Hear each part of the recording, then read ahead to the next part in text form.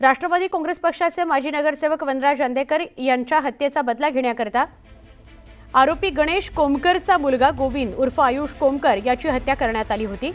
आयुष कोमकर हत्या प्रकरणात अंदेकर टोळीचा म्होरक्या बंडू अंदेकरसह 8 जणांना पुणे पोलिसांच्या गुन्हे शाखेने काल रात्री उशिरा अटक केलेली आहे। या हत्या प्रकरणामध्ये एकूण 13 आरोपी असून पोलिसांनी 8 जणांना अटक केली आहे।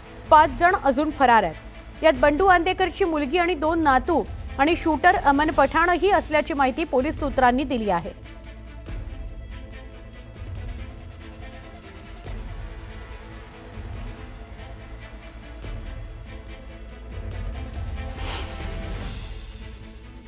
ह्यामध्ये एकूण 13 आरोपी आहेत।